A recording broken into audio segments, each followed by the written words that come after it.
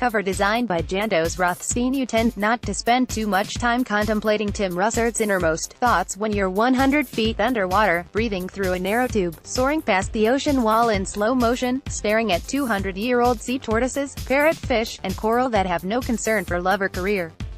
A week of no news, no television, nothing more than books and the company of a handful of divers and fishermen. I had no idea of the storm clouds brewing in D.C., the weather in the Caymans was 80 and sunny, the diving was clear, and my tan was coming in even and had yet to peel. It was while waiting for the first plane at the shack that passes for an airport in Little Cayman that I caught a glimpse of the AP wire story on the front page of the Caymanian Compass. I was playing with a puppy in the airport office when I saw the headline. The Caymanian reading the paper quickly offered it to me, as I clearly had more interest in it than he.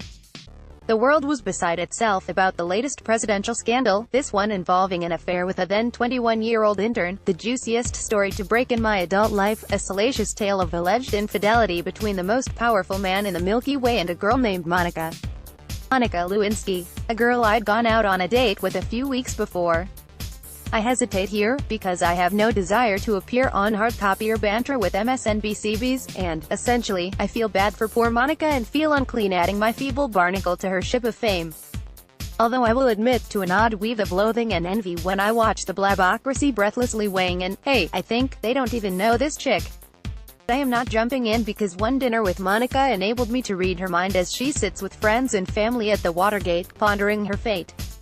I write, clearly, because I want a piece of this story just like everybody else. That imperative distinguishes me not at all from every other journalist in Washington. But perhaps even more, I also want to point out that behind this particular bimbo eruption sits a young woman who is not a bimbo, who is a fairly sensible sort from what I saw, who is never going to be the one holding a press conference alongside a poster board blow-up of the star with a back pocket full of the cash she got from selling out. She may be guilty of poor judgment, but she never asked for this. That said, let the whoring begin. It's still etched on my December calendar, the Saturday night of Joe and Danielle's going-away party at Stetson's on U Street NW. I walked in, checked out the crowd, and immediately headed for Doug, the owner. I chatted and drank with him, and, in an effort to make myself as unapproachable as possible, I started shooting pool with him. Soon enough, Doug was called back to his duties, and I had to start feeding the table quarters.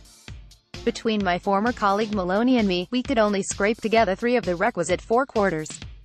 I took that particular need and blended it with another one, stepping up to a group of 3 women who had been hovering near the table. "Do any of you have a quarter?" I asked, and one of them, the one with a smile that seemed to be about nothing in particular, dug into her purse and handed me one. I thanked her, introduced myself, and resumed hunting my target stripes.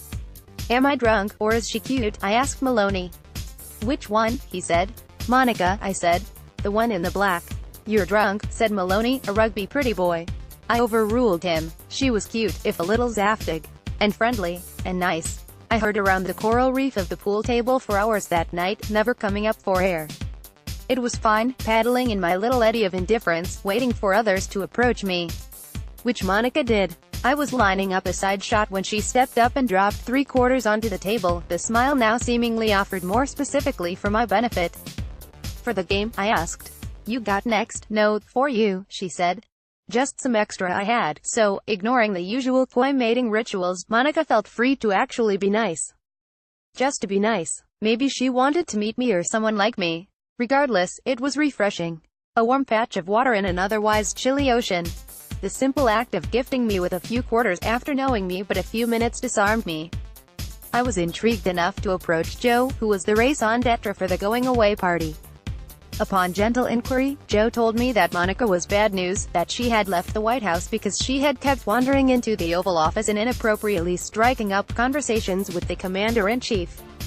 "Some weird shit, man," he said. "Stay away," but Washington, in its own polite way, generates more trash talk than a Bulls game. People spread malicious buzz here, at the gym, in bars, at lunch, with no forethought, just to stay in shape, like a jog around the block. So even though I like Joe just fine, I didn't put a lot of stock in his 12th-hand scuttlebutt. Who knew what the truth was in the shark-infested White House waters? I've been friends with a bunch of people who work at 1600 Pennsylvania and have seldom trusted anything they say. Joe's misgivings aside, his girlfriend Danielle, ever the Yenta, was eager to facilitate. "Jake," she called to me as she stood with Monica. "Do you want Monica's number?" "Sure," I said. And a scrap of paper went into my pocket. Home and work phone numbers, a good sign. A few days later, I called her at that Pentagon job she was soon to leave. Busy, she needed to call me back. She did. The conversations were terse but friendly. We made plans to get together when she returned from a job interview in NYC. I thought it odd that she was leaving the Pentagon job without a new one to go to, but she explained that she was anxious to leave D.C. and live with her mom in New York. Her long hours and international road trips while working as the personal assistant to the Deputy Defense Secretary precluded much of a social life, and she was anxious to move on to something less demanding. After a few plans fell through, about which she was unfailingly polite, understanding, and as far from aloof as you can get, I picked her up at her mom's place at the Watergate. I'm 15 minutes late for everything.